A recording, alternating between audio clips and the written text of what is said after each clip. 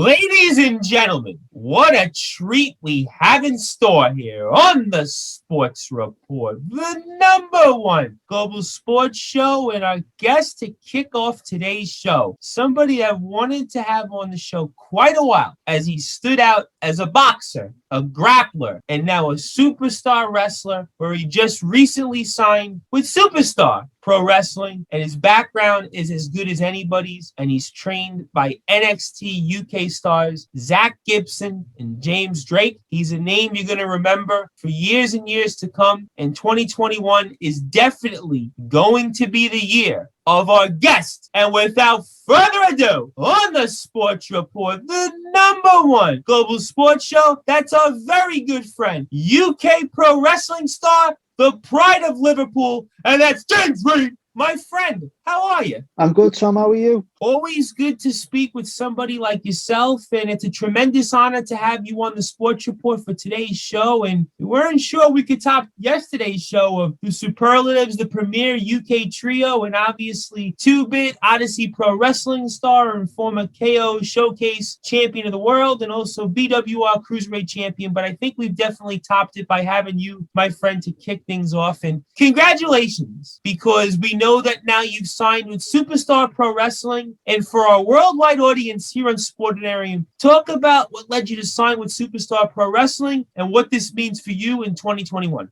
I'm humble for you to have me on the show, Tom. Superstar Pro is going to be a massive opportunity in the Northwest. You know, I know the promoters really well. One of the tag teams I'm usually tag teaming with, Jay Faulkner out of Dogs of War, BWP champions there, and Jay Apted as well with TNT. Both of them putting their heads together and show sort of like people who are out there trying to get a name for themselves and the foot in the door in the industry. So it's just an opportunity to, again, a door to knock on. I'm going to boot it down and let them know that I'm not there to mess around and just get my head stuck in. Absolutely. And how much does this have you excited for 2021, knowing that you have a home? Very excited. It just means that when I first started out, you're going to shows, you're helping out the ring. When you come out, when you're very new and the crowd don't know you, it's like you're going around saying, "Hi, I'm James. Nice to meet you. Hi, I'm James." But as more shows you do, and the more people recognise your face, it stops turning into "Hi, I'm James." It's people turn around, "Oh, here's James," and then slowly but surely they start chanting. And that's when promotions start knocking on your door. Then going, "Are you free this date? Oh, can you sign with this promotion?" So humbled and honoured for anyone like that.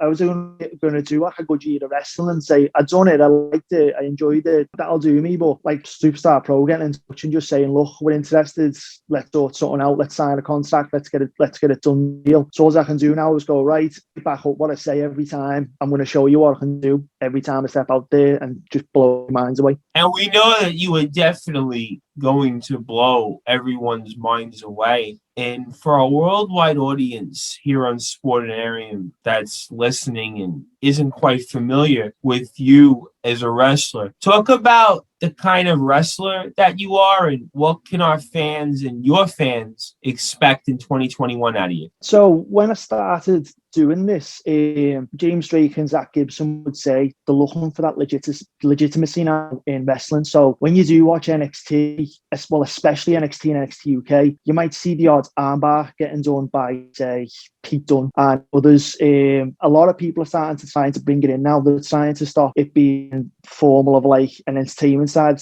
trying to show it is real, there is a legitimate part to it. So I bring that in. Like you said, I've got a boxing background amateurly. I do grappling, where it's like Brazilian Jiu-Jitsu, amateur wrestling, bits like that, catch wrestling, and I bring it in. So that's what promoters are after. Some are just after family-friendly entertainment. Some of them are looking for the legitimacy side. So there's one thing I do. I catch people in a triangle on the top rope and spin them back into the ring and then lock the triangle on for a submission. Little bits like that. So with me, I'm not going there for a wrestle or entertain. I'm there to have a fight. That's what people pay to see. It's when you see two great big heavyweights, you want to see a big heavyweight match, not, "Oh, should I do it? Should I hit him?"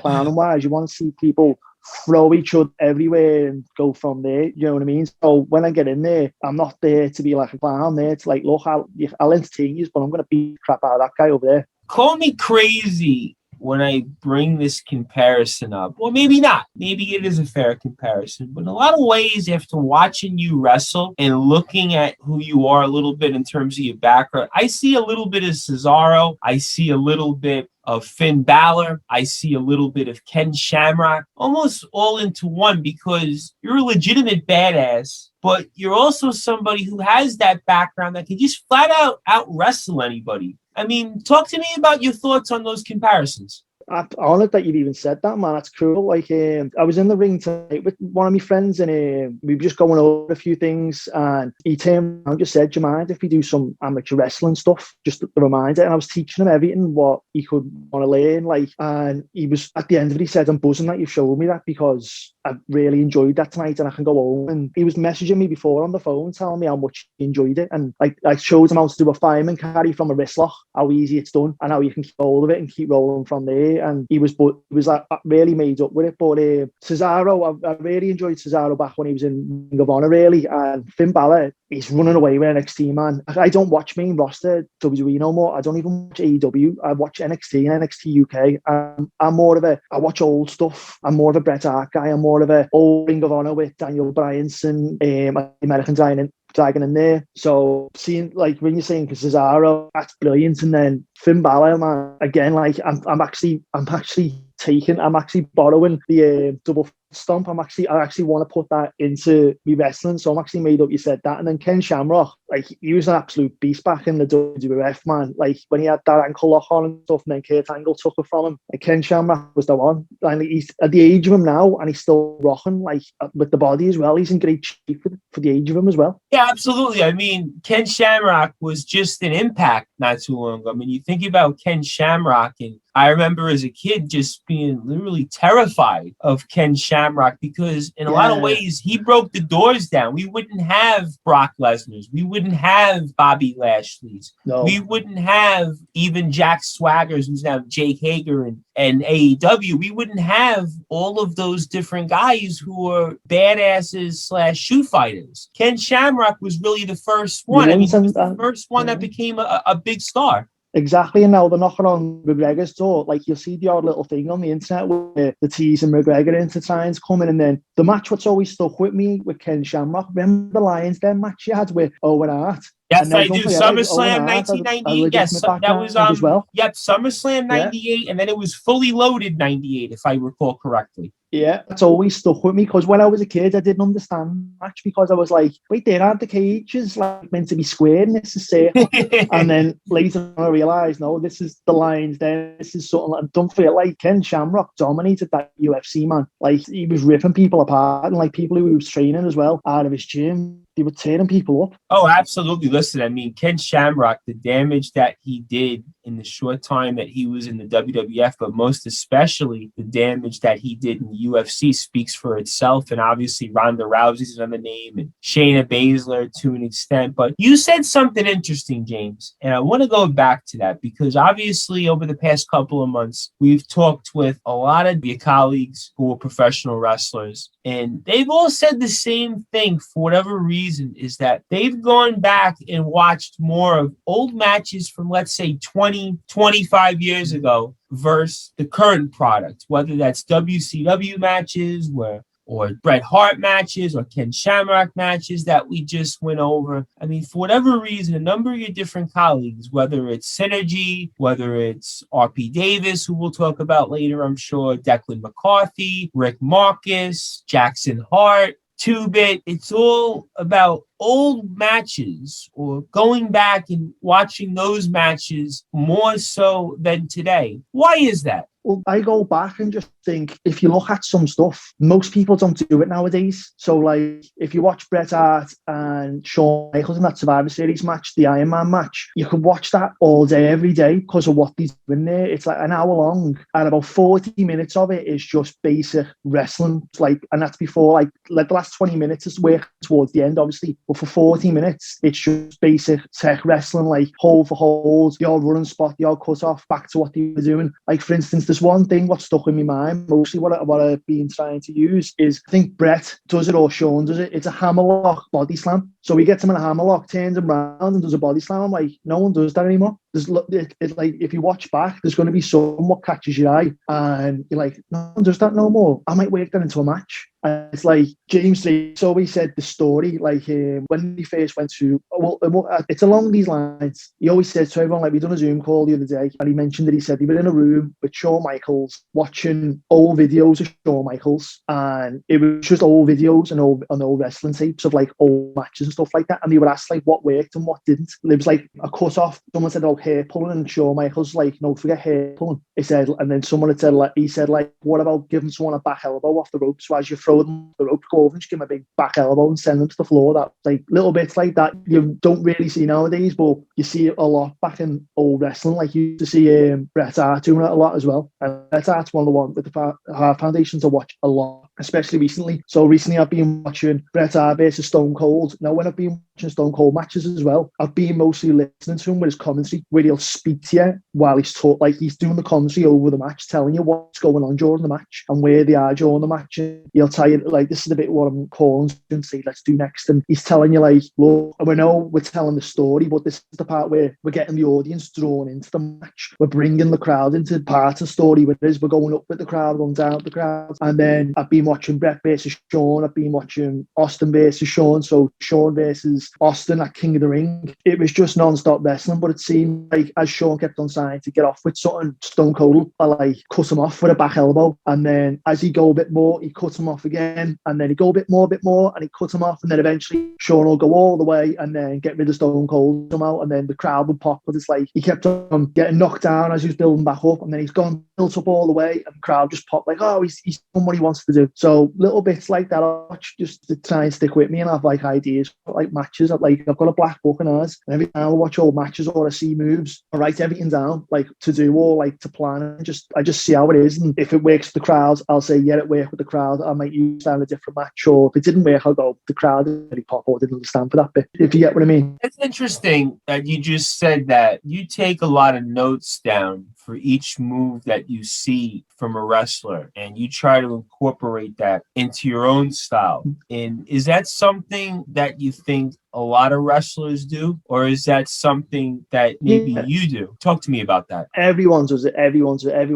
If you look at pro wrestling, everyone's sitting back. If I go on my Instagram now, I go on my Instagram stories 9 times out of 10. 9 times out of 10, they're either going to be playing on the PlayStations or the Xboxes, or some of them are going to be watching wrestling, and they'll be taking notes. Like I have like my main Instagram, but I have close friends, and I always put the close friends for wrestlers. So if you ever see close friends, that's for all the wrestlers I have on there. And I always put on the matches I'm watching. So I watched ECW, I watched Jerry Lynn and Tajiri on the network the other day. I put loads up on the Instagram just to let them know, look, I'm watching this, it might be an idea for you. And then sometimes I put, give me a suggestion, and loads of people pop up. Like someone said, why don't you watch Eddie Guerrero versus Kurt Angle at WrestleMania? But it's not just old wrestling I watch. You know, if you go on Instagram as well, and you know, like the main, like, you know, we press search and it'll come up loads of squares for all the videos, that main page, and you just flick through and look at random pics of videos. I find random jiu-jitsu moves, judo moves, catch wrestling, amateur wrestling things, and I think that'll work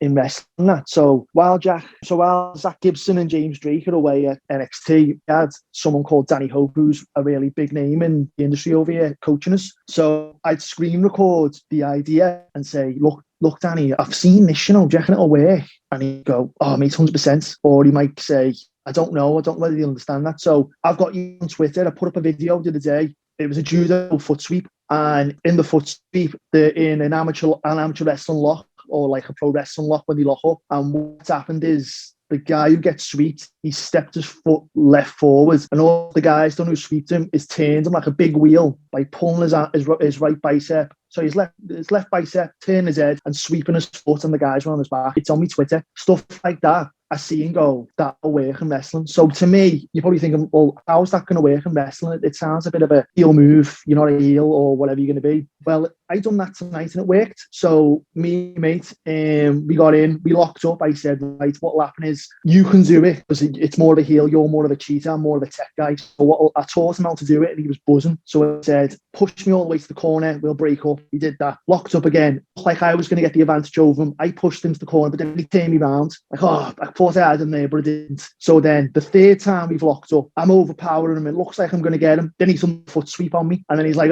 tapping his head like, steps ahead of you. You know, bits like that. That's what I look for. So there's people out there who haven't got a legitimacy background at all. They'll tell me, oh, I incorporate this into my wrestling. And I go, oh, where'd you train then outside of you? I don't.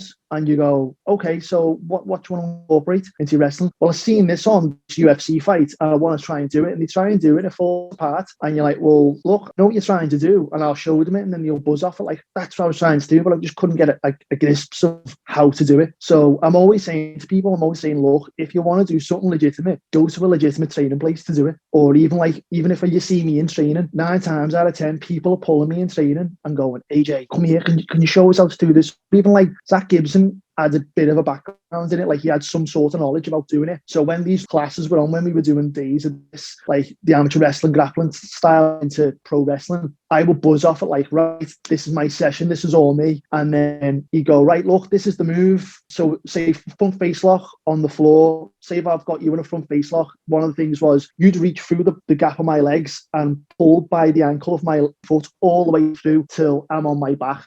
So that was that's for one of the instances. So we go, everyone go on, have a try and I'll come round to make sure you're all right. And then as I'm doing it with the guy I'm training with, the person next to me or a step over will go, AJ, is this right? And like they'll come over and watch me do it. And I'm like, oh yeah, come on. I'll just do a sit through. Like me was doing a pro wrestling way tonight. Like if you watch amateur wrestling sit throughs, they're pulling the bicep back and they're sitting through hips up in the air, putting the weight on the body of the guy's going to collapse, and then they're rolling right through into the front face lock. When the pro wrestling side, I've seen it, they kind of just hold the arm half the time, skid the bum on the floor, and then do a big weird roll and get on top. And it just looks dead sloppy. When if you're going to do that type of thing, make sure you either go and get someone who knows that like round, or just go somewhere and go, look, I want to add this into my pro wrestling. It's worth it. Like if you want to help build your character and build yourself, it's worth the time doing. I'll help anyone. If anyone ever sees me in the gym, it just tap me on the shoulder and just say, hey, do you mind? I've seen this on Instagram. I can't get me around it, or seeing this guy do it, or can you show me this? Well, I'll help anyone, man. Ladies and gentlemen, we definitely feel like we are gaining a wealth of wrestling knowledge with our guest here to kick off today's show. And that's one of our favorite wrestlers. And that's the pride of Liverpool and the latest signee of Superstar Pro Wrestling. And that's our very good friend, James Reid. As I am the host of the Sports Report, the Reverend Tom Brice. And for more information on the Sports Report, you can go to sportsreportx.com. And to listen to all of our archives, you can go to soundcloud.com/the Sports Report 2019, and also our YouTube page at the Sports Report, the #1 global sports show where you can subscribe to Sports Report related content. And as always, a huge shout out to the entire team here at Sportanarium, including Lakey, Arv, Danny, Dale, Dave, Sean, Steve, Susie, Connor, Martin, Addie, everybody at Sportanarium that has made us the #1 global sports show. And you can subscribe to Sportanarium's YouTube page at Sportanarium, which has over 48,000 subscribers. And you can now also subscribe to the Sportanarium TV YouTube page at Sportanarium TV, where you will find sports report related content with the likes of RPD, and OP Dub stars Synergy and the Kunbarian outlaw Rick Marcus. And you can also follow Sportanarium on Instagram and Twitter at Sportanarium. And you can also like the Sportanarium Facebook page at Sportanarium Media. And we are definitely liking talking with our guest that is one of the top wrestlers around. Again, we've compared him to Cesaro, Finn Balor, and one of our all-time favorites, the world's most dangerous man, Ken Shamrock. And that is the very strong James Reid, who is doing a phenomenal job out there representing Liverpool and also the UK wrestling scene as a whole, which we have become very ingrained with, very familiar with here over the past few weeks on Sportanarium. And you can also, most importantly, go to sportanarium.com/player, where you can find the Sports Report Fridays, Saturdays, Sundays, 5 to 7 Eastern Time, 10 to 12 UK time. That's the most important part, right, ladies and gentlemen? You got to listen to the Sports Report on Sportanarium, and you can do that now very easily on sportanarium.com/player. And all you have to do is go on there, and it automatically pops up to the Sports Report shows, 5 to 7 Eastern Time, 10 to 12 UK time, Fridays to Sundays, and also all of the other great shows that are on the show, including Lakey and Arv show, Connor and Martin show, Sasha's show, Susie's show, everybody at Sportanarium shows. Mike Lipinski, who we've known for a very long time, who's got a show that James, I think, would be a great guest on. That's In the Fight, where he talks a lot of MMA, boxing, wrestling. So extremely excited to have James on here to talk about all the great things that he is doing in the ring. And James, for a worldwide audience here on Sportanarium, and I know that you mentioned Zach Gibson and James Drake, but talk about just how important that they were to your career. They were a massive, massive step in my life with my career, man. Without them, I wouldn't see the knowledge and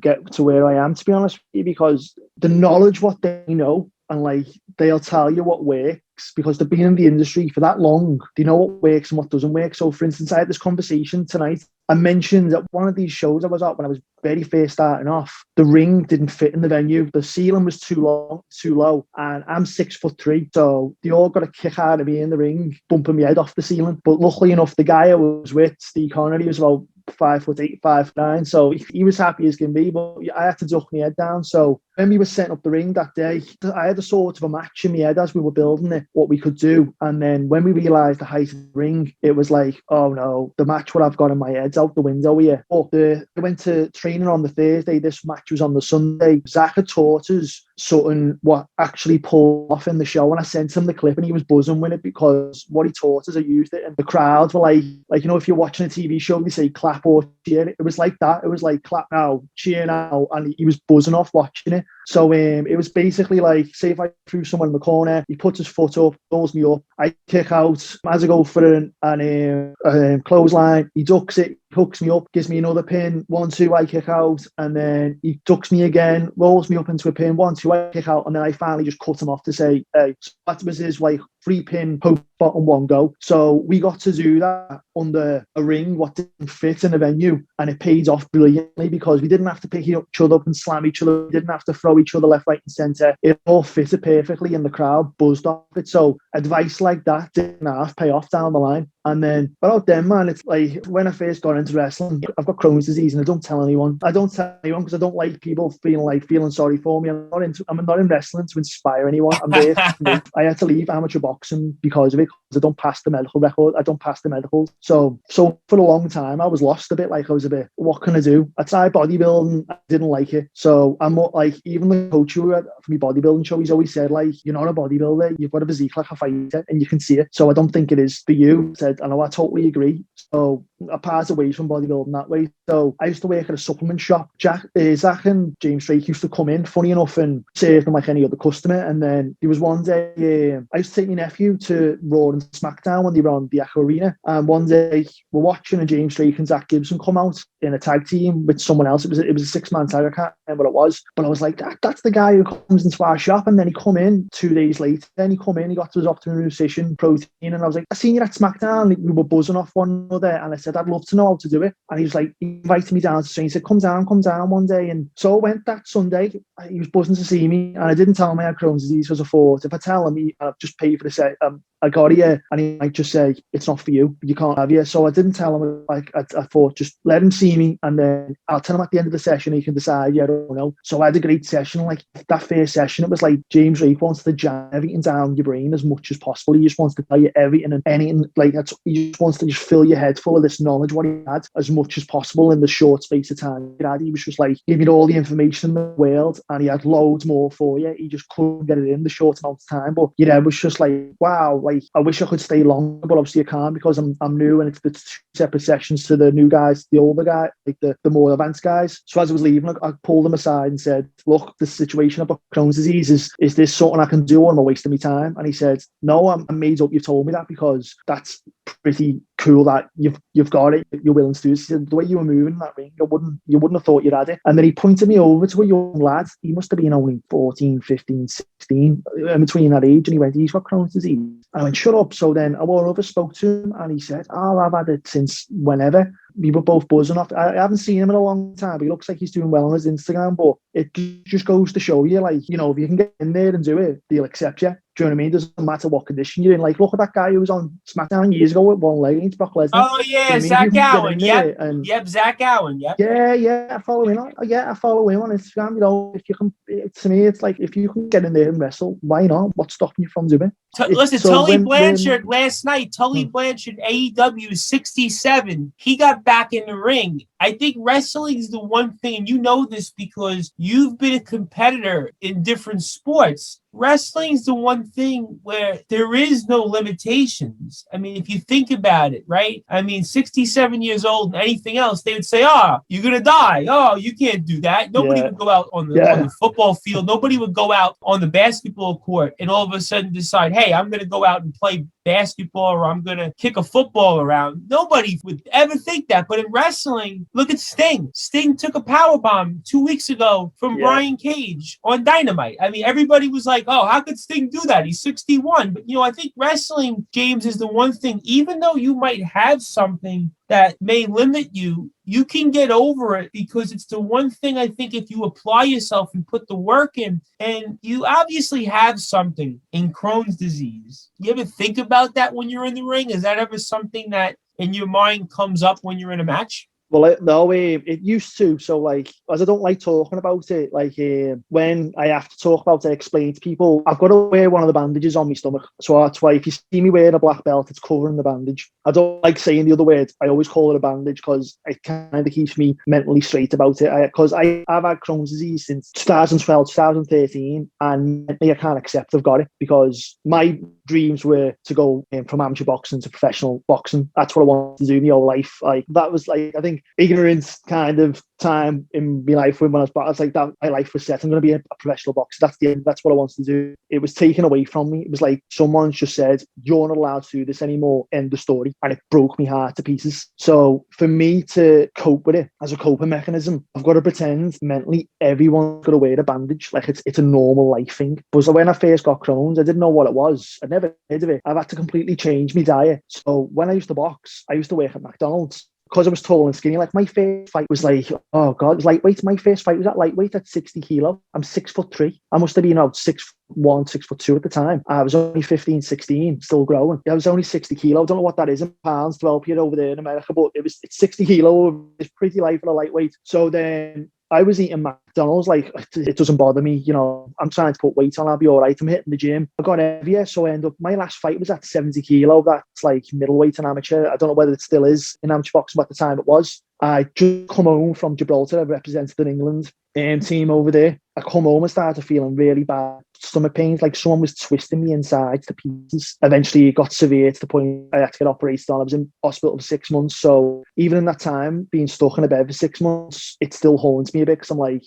in November just gone, I was just in hospital for a few days with my Crohn's because a little altercation happened. But every now and then, these things pop up where I've got to deal with it. And it kind of reminds me, like, I can't go 100% like I used to anymore. I've still got to, like, remember I've got this situation. So I keep everything diet controlled. What I do regret, though, in my amateur boxing is to not have a proper diet. Because I was younger, I'd never heard of, like, having a proper diet. Like, you see people nowadays that are on top of their nutrition. You know, when you see, like, MMA fights or boxers or even bodybuilders, they're taking pictures of what they're having. I didn't have that. Mine was just junk food and the odd pizza and Mackey's. But I was still, like, my thing was having a McDonald's before a fight, which is weird enough, but I heard the thing saying it'll make you fight better, and it did. Every time I had the McDonald's, I'd win a fight. I remember one of the lads ended up stopping in the second round because I had a quarter pounder meal. So that was my thing about McDonald's before a fight, and eventually it caught up to me badly, and it gave me the fright in my life. All I can say to someone is advice: if you're ever going to look for nutrition-wise, go to see a bodybuilder and let them show you what they're eating. Go and see a PT who has that background in nutrition. Spend every penny you've got to learn it, because the nutrition side is the best thing. Like when I'm seeing guys now, so you've got RPD, you've got Rick, you've got like Big Joe, they're all in Boss Nick because they're following this guy, you know, he looks like he's doing an amazing job with them, you know, they're all following the diets, they're all getting ripped to pieces, they look amazing. And like when I see them, it's putting me on my toes because I'm like, oh, I better keep training hard because these lads are training hard. But the difference between me and them they're eating to like kind of look and shape in the ring. I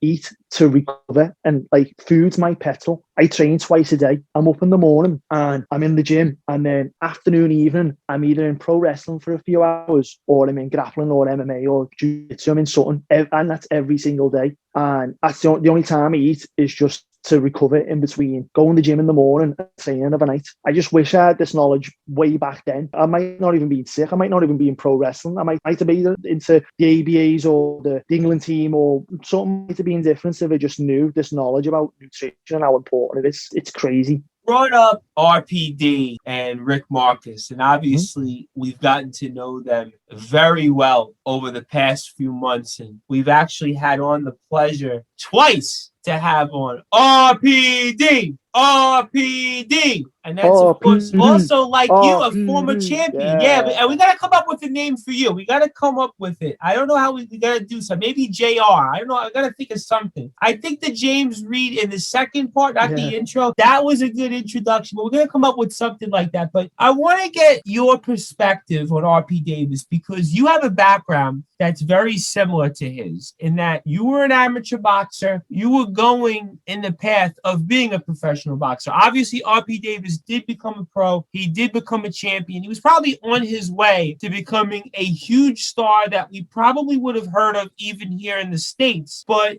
for a worldwide audience here in Sportanarium, you know RP Davis also from the boxing end of it. So I wanted to get your thoughts on RP Davis and the kind of person that he is and what can everybody expect from him in 2021 from your vantage point? So I've met Ryan a good few times. He's a lovely lad. So's like Rick, and I've met Synergy once or twice. And with Ryan, I've seen him on the telly. I've seen him on Friday fight nights because years ago on Sky Sports, you'd have Friday fight night every Friday, and that was my Friday. And I used to get my friends messaging me asking who's going to win this fight, and I'd never put a bet on in my life to say who's going to win, just in case of jinx it. And I'd say this guy's going to win or this guy's going to whatever in this round, like get knocked out in this round, and I tell them they go. The bet's won. So like the last time I told my mates to put a bet on was Tony Bellew against that Youssef guy. And I said Tony Bellew's going to get knocked out in the 7th, and he did. I think it was the 7th or the 8th. Either way, bet come through, and I never put it on. No little bits like that. So obviously that doesn't carry on. The Friday fight night doesn't carry on anymore. So I got to see him on that. I think he won. If I remember rightly, I can't remember who it was against, but he won. And then I didn't realise until I went into pro wrestling, he took the road over to pro wrestling himself. And it was like social media wise, we were keeping an eye on each other, liking each other's stuff. You know, that's what we all do. We all support each other. It's a good community. Seeing him at training one day, and lovely guy to talk to, shook hands, hugged each other as if like we were friends from years ago. Spoke to each other like we knew each other for years. And I've seen him wrestle as well. It was at Grand Pro Wrestling. He won that match. I think it was a hardcore match, and he won that. But when he come out, the crowd on the feet basically cheering for the guy. Because, like I said, he's bringing a legitimacy into it, what the wrestling world's looking for at the minute. They are looking for that legitimate background. And he brings that, do you know what I mean? He brings that fight. So it's just something I want to bring. And I've always said to promoters, you know, and we've even said ourselves, me and him need to get in and just like, you know, give these people a fight. No question that RP Davis is always ready to fight, just like James Reid. And we know that you were definitely going to fight. And you fought somebody, quote unquote, in the ring that our worldwide audience on Sportanarium would definitely know very well. And that's Tyson T-Bone. What was it like getting in the ring with him for Blank Canvas Wrestling? Tyson T-Bone, he's one of the nicest people you ever meet in your life, and working with him was great. I've seen him at shows before. I met him through a friend because Tyson, he's into tattooing, and my mate's a tattoo artist. And I remember when I went to I first met Tyson, we went to a TNT show in Liverpool City Centre. He said, look, it's Tyson T-Bone. We got talking. Tyson was talking about how we used to collect these old wrestling figures and how much they'd be like really worth a lot of money. So every time like we'd see each other at the odd show, I to break the ice, I'd go, are you Tyson? I'm Jay. I'm Sonny's mate. We met at the show. I go, oh yeah, I remember you. And, you know, we talk about like how he's getting on collecting the toys, how things going with the WWE and how he's getting on himself. And then eventually it just come to like, just know me from the street off. I wouldn't have to remind him, really seen me before. And then I was only going to do ring crew that day at Blank Canvas, and one of the promoters, Martin and Chris, they're two former trainees at FS Fighting Spirit. Martin got in touch with me and said, I want to jump in with Tyson T-Bone for like 5-10 minutes before the show. It just fell apart. It was like, freaking hell, I'm jumping in with the guy. I said, like, the experience and the level of wrestling he's got. I'm only still brand new. It's just going to be totally different. And it was only like a 5-10 minute match, and it was one of the best matches I've had, just because his experience of level he brings into it. Like, I gave him match ideas, and he just turned it around and just made it so simple and easy to follow. And like, even my twin cousins, they come down for the first time because funny enough, they were working in offices nearby, and they finished work early, and they'd never seen me wrestle before, and they weren't really clued to the independent scene.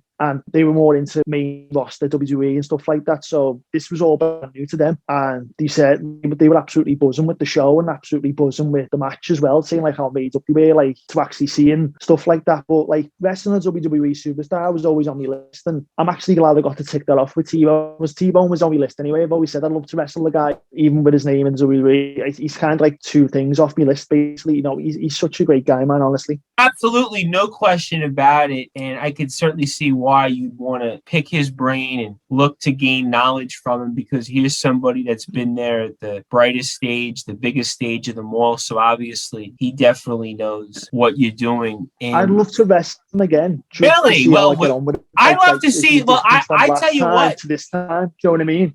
James, I'd love to see that in NXT UK, maybe. I don't know if I'm throwing anything out there or not, but that would be an awesome match. That would be an awesome match. I mean, you want to talk about pay-per-view, like, quality of a match. I mean, that's right up there. I mean, listen, so there's no better stage right now, I think, than NXT UK. And I agree with you wholeheartedly that what NXT and NXT UK are doing right now, I'm more into that, more so than I'm into SmackDown and maybe even Raw up until the last 2 weeks. I mean, you think about the WWE programming, I find in a lot of ways, I got more from that Pete and Finn Balor match than I've gotten from almost any main roster match the whole year. Yeah. You know what I'm saying? Oh man, it's brilliant. So you can starting to see where I'm coming from now. What I'm saying, I'm not really watching the main roster. Like, don't get me wrong, I'm seeing the storylines. Like, I made up Bobby Lashley's got a title, the title under him and stuff like that. But at the same time, just like, I'm watching NXT or NXT UK. What's going on between both brands at the minute? It's great. Like, even T-Bone now in his shape where he's been staying busy during lockdown, he looks great. Do you know what I mean? And loads of them don't look like a foot out of place where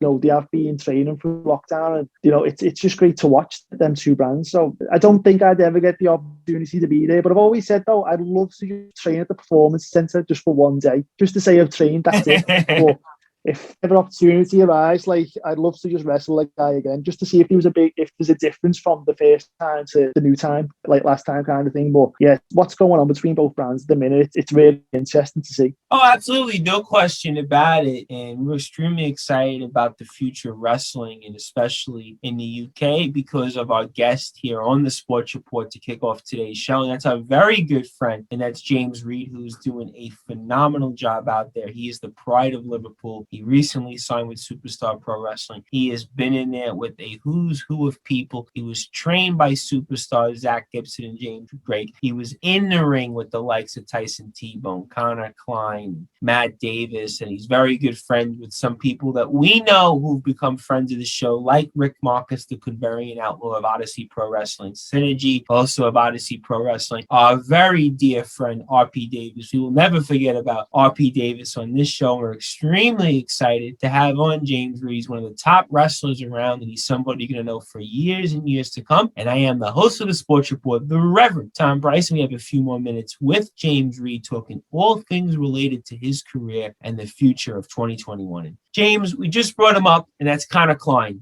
And for your career, talk about Connor Klein and why was he important? So Connor Klein, how I met him was when James Reid and Zach Gibson would go away on tours or like a match somewhere abroad. They'd put a trainer involved just to keep us busy. So we'd have like Danny Hope, Damon Lee. At one point we had Ashton Smith, and we had loads of people. So Chris Ridgway come down, and he's very known for his technical side and his own backgrounds and like Socrates and stuff like that. So Connor and his tag team partner Ryan Stanley, they used to go everywhere with Chris Ridgway. And I remember my first Chris Ridgway session, some of the things what he was showing, like jiu-jitsu takedown stuff like that, I knew how to do them takedowns. So when he was showing me, it's like I'm just back in my normal MMA and I'm just going with the flow. So Connor come over one day and was like, "How long have you been wrestling for?" And like, so did Ryan. They both come over and I was like, "Oh, I'm literally brand new. I'm still waiting for my first match." And they were like, "No, you've been doing it for a while." Like, honest to God, mate, I'm telling you now, like I only started like a few weeks ago, and they were like, honestly, the way you are doing all this, the way Chris is doing it, you think you've been doing it longer. I was like, no, I do this outside of wrestling. I just kind of like, I just know it. So when he showed me, I already know it. So we kept in touch. And then there was times where I had a match in Fighting Spirit. He used to message, going, "How are you getting on? Send me a clip over where I'd record the practice match," and go, "Oh yeah, you're getting better." And then when I started doing shows, Connor used to watch he was either at the show or he'd watch the video back because they get put on YouTube, and he used to come over and go, "Look, this is wrong," or like your strikes are always a big problem with me, because I always feel like I'm going to really, really put it on someone by accident, and you've got to find that fine line of not hurting the guy and, making sure it's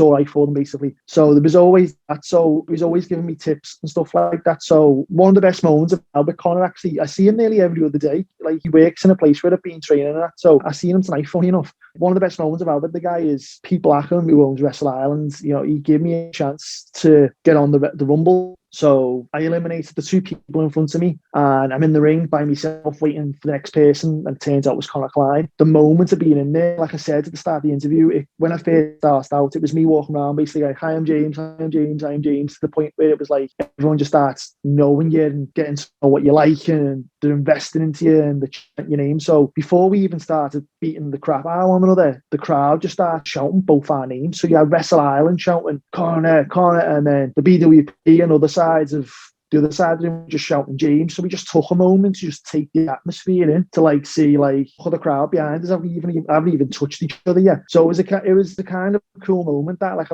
it's never happened before. And I hope it happens over and over again. So it's something I've mentioned before about wrestling, and see if we can get something sorted, because it was a pretty cool moment that. Also, for a worldwide audience here on Sportanarium, talk about your memories of being involved in TNT Extreme Wrestling. So at TNT, I got to meet the owner, Jay Apter, through my mates. Like I said, we went down to the show, my tattooist friend, and he introduced me to Jay. And like when I started wrestling, like my goal was just to go, look, when I was at that show, I'll take you back a little bit further, sorry. When I was at that show, I was watching them and I was like, I want to be on this show one day. I'm not quitting wrestling until I'm on this show, and then I can say I'm done. Or we'll go from there and see what happens. Bear in mind, I was only still brand new. I started in the summer, it must have been June, July when I was at the show. So I was still only brand new. And I was like, I'm going to be at the show one day, I promise, So every time I was trying to wrestle, it was just trying to be a step further towards being in with TNT and trying to be in there. So with being friends with Connor, got me into do ring crew. So ring crew, you're trying to like crowd control, you're setting the ring up and putting it up and down, you're setting the arena up, making sure everything's working fine. But with me, I'm not, when you see me at shows, you're not seeing me as like just standing there watching a free show because I've set the ring up. You're seeing me put up actual shifting, and anyone will tell you. So I remember it was a last minute thing last year. Someone put in the Facebook group, look, we need people up here,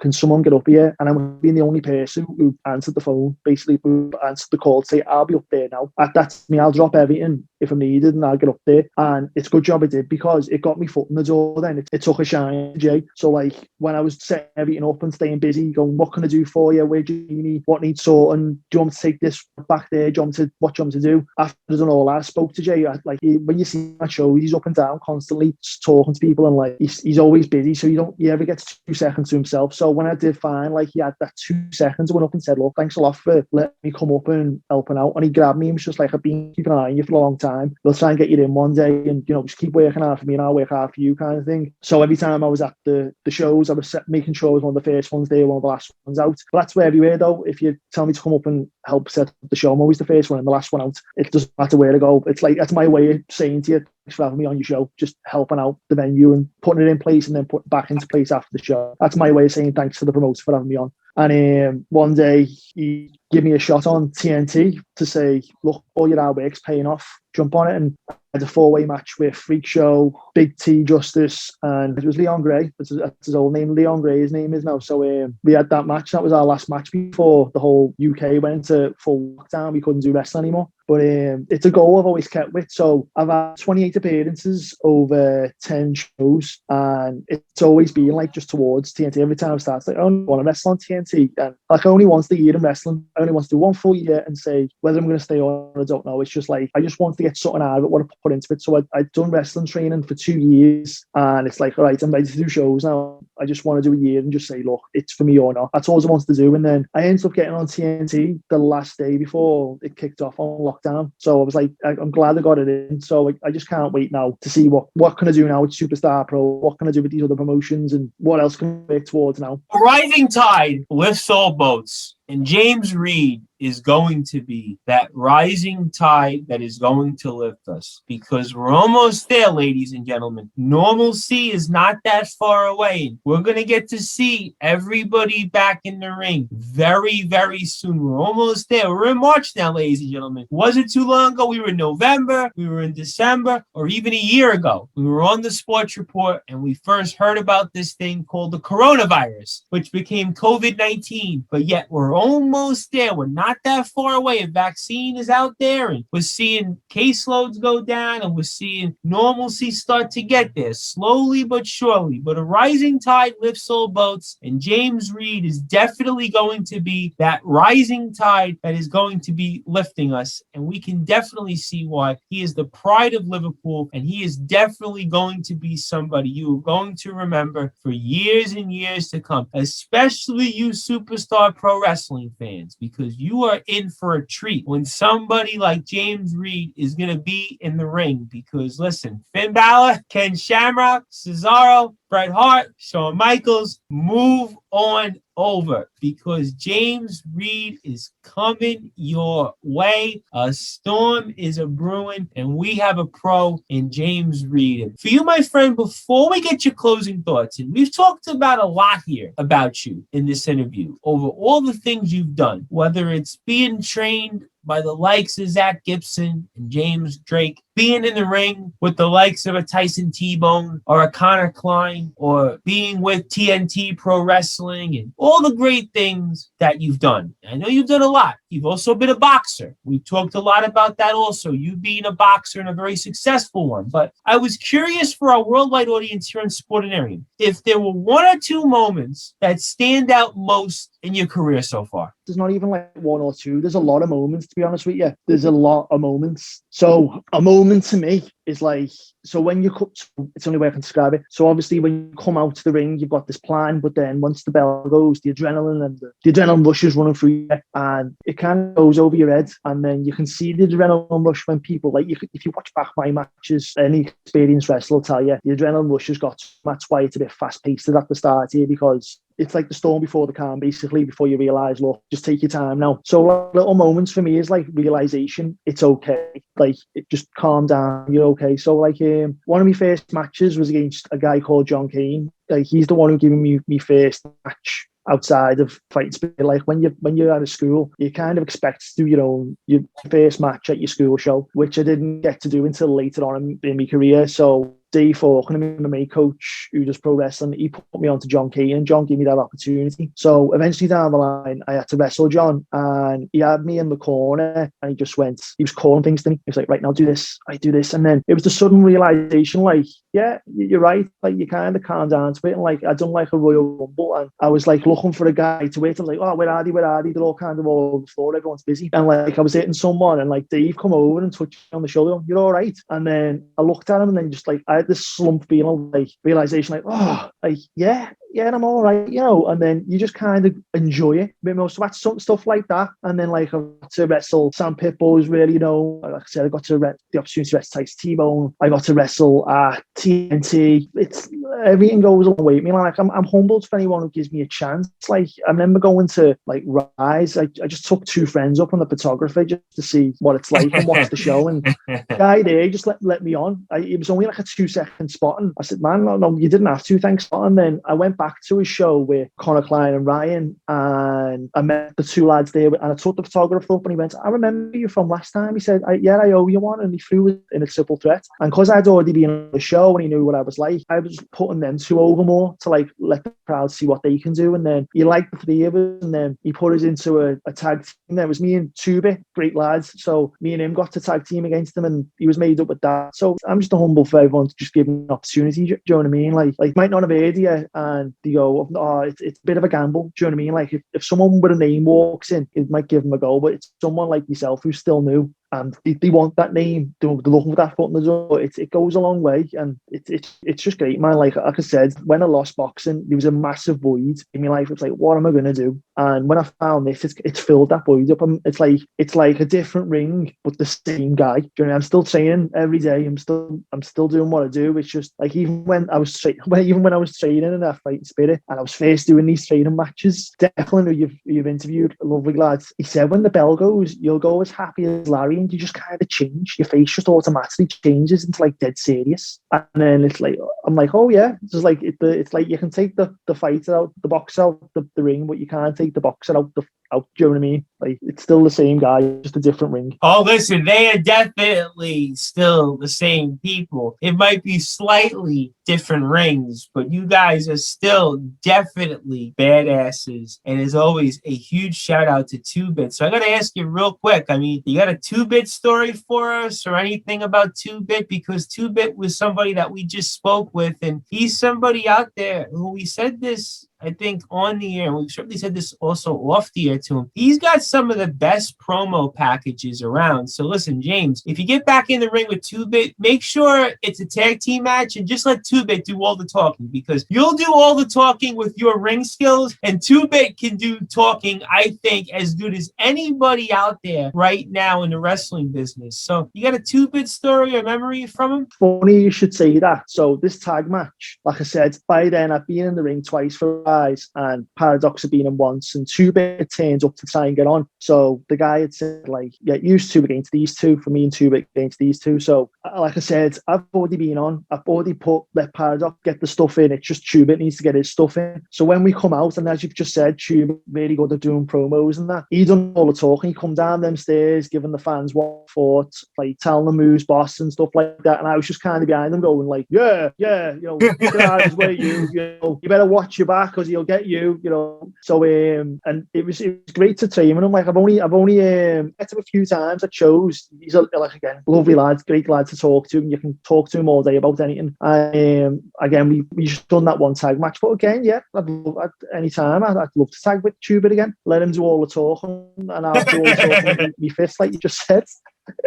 Yeah, he's got some of the best promos I've seen in a long time, and they're very, to me, vintage. I know he had said that Chris Brooker had said NWO in terms of vintage, but I kind of felt more old ECW with the outside videos and sort of just talking to the camera and being very direct, very firm, with a bit of an attitude and aggression. And he's a guy, again, in such a short amount of time, he's already put himself as a guy you're probably going to hear a lot from in the UK wrestling scene for years and years to come. And I wouldn't be surprised if we saw him in NXT UK. I wouldn't even surprised if we'd see him in AEW or Impact or the WWE, just like we would not be surprised if we saw you, my friend, in any of those promotions, along with Rick Marcus and RPD and Synergy. So there's a lot of excitement here in the wrestling scene here in the UK, and we look forward to continue to talk with you and promote all the great things that you do out there. And for you, my friend, I want to give you the floor. I want to give you any closing thoughts. Anything you want to share with our worldwide audience, please do. I also want you to plug all of your social media, whether that's Twitter, Instagram, Facebook, YouTube, anything that you have that our worldwide audience can keep up to date with on why James Reid is going to be one of the premier wrestlers in the UK, and why he is the pride of Liverpool, and why James Reid is going to be in the same breath, in the same category as a Cesaro, as a Finn Balor, as a Ken Shamrock. Well, maybe not Bret Hart, but certainly in those other wrestlers category. But we know a rising tide Lifts all boats. I'm a huge Bret Hart fan myself. When you were talking Bret Hart, I definitely. Oh, I am. My guy, man. I got to tell you, I watched a lot of WCW. I always talk with some of the other guys who've come on, and growing up as a kid, WCW. I'm a WCW guy. Yep. I even have the WCW NWO trading card set that they came out with in 1998-99. Oh, no way, really? Yeah, I posted a picture of it on Instagram, and I had some of the cards. I have almost the entire set, and I have a Bret Hart WCW and an NWO card. So I'm a huge Bret Hart guy, but we know you're going to be close. You may not get quite into Bret Hart's category, but you're going to definitely be in the same category we know of when it comes to Cesaro, Finn, and definitely Ken Shamrock. So I want to give you the floor. I want to give any closing thoughts, plug all of your social media so we can keep up to date with you. And it's been a tremendous honor, and I can't thank you enough. And the floor is yours. I'm humbled that you even put me in the same place, like name categories like Cesaro and Ken Shamrock and Finn Balor. Like I said, Finn Balor's just running away with NXT at the minute, man. It's the storylines for me. Like I'd love to have seen Edge versus Finn Balor at Mania. I'd love to have seen that. A lot of people have said that's what I think. The Roman Reigns match and Edge. Yeah, I was excited about that. Yeah. I couldn't agree with you more. I think they kind of teased that Edge would consider it. I mean, not to say that Edge and Roman's going to be a bad match, but I think Edge and Finn would have really legitimized him, and it would have gave him the rub. I would have liked to have even seen Finn go over on Edge. I mean, Edge Roman to me, I mean, like I love Roman. Roman's great, but I would have loved to have seen Edge and Finn. Could not agree with you more. Oh no, NXT know how to use him properly. Like he's getting used properly compared to what he was in. Like, don't get me wrong, he was doing great in main roster, but being back in NXT, he just looks like he fits in the most there compared to the main roster stuff. What he was like, I think he's just better off in NXT. Like, if you said to me, if I was in a situation like his, would you want to go to main roster or NXT? I've always said I'd sooner just stick with NXT, to be honest with you. But my Instagram platform is just James Reid Pro, one word, and I can't wait to get back to wrestling. And like, I'm in a close group on Facebook full of all the pro wrestlers, and we're all keeping in touch with each other, making sure we're all in a good mental state, and we're keeping up with each other. We're all making sure playing cards every other night. Anytime anyone's in a bad state, and they're like, look, I'm not having a good day, you guys, it's getting to me a bit, I just keep on telling them, just hang on a bit longer. So everyone was hearing this, just hang on a little bit longer, we're nearly out of here. And once we're in there, they'll all just come flooding back like no tomorrow. The ring rust will be gone, and you'll be back in front of the crowd doing what you do again. So just hang on a bit longer, and then wait until you get in the ring with me, and you'll notice people from Liverpool do it. And from the greatest city in the world, being from Liverpool, it's not just being from Liverpool, it's a state of mind, and you'll know when I get you, you've had it. Absolutely. And listen, how could we not forget about Liverpool? Because there was only a band named the Beatles, Ringo, Paul, George, and John. And if you think about music today, we all owe a tremendous debt of gratitude to the Beatles. So listen, we got to then owe a tremendous debt of gratitude for James Reid coming on the Sports Report with us to talk about his story. And obviously, everybody needs to follow James Reid on Twitter and Instagram at James Reid Pro and find out why 2021 is going to be his year. And Superstar Pro Wrestling, you are in for a treat. I cannot wait to see him back out there in the ring. And we'd love to see him even with 2-Bit once again teaming together. That would be quite a match to see. And I would love to also see him maybe get in the ring with RP Davis. I mean, you talk about pay-per-view main event quality there. I mean, boxer and boxer and turn wrestler, and boxer turn wrestler versus boxer turn wrestler, or maybe a tag team. I mean, who knows what's out there? But James Reid is definitely somebody that I cannot wait to see in the ring once again later this year. And for you, my friend, I cannot thank you enough. I'm looking forward to hearing from you soon in the ring come 2021. Anytime you ever want to come on the show and talk about anything related to wrestling or anything else on your mind, we'd be happy to have you. And congratulations on all the success. Looking forward to watching you in Superstar Pro Wrestling and elsewhere, and we'll speak with you soon. Well, thanks a lot for that, Tom. Thanks again for having me on the show, and I'll definitely come back. As we're here on the Sports Report, the #1 global sports show with the pride of Liverpool, and that's the latest star of Superstar Pro Wrestling, and that's James Reid. as I am the host of the Sports Report, the Reverend Tom Brice, and stay tuned for more hard-hitting analysis here on the Sports Report on Sportanarium, the number one global radio station, as we talk with the legendary Jacksonville State University Hall of Famer Craig Holman, who pitched 10 years in the Philadelphia Phillies organization, here on the Sports Report, the number one global sports show, as we were just with UK pro wrestling star James Reid, also the latest signing of Superstar Pro Wrestling, as I am the host of the Sports Report, the Reverend Tom Brice, and stay tuned for the legendary Craig Holman.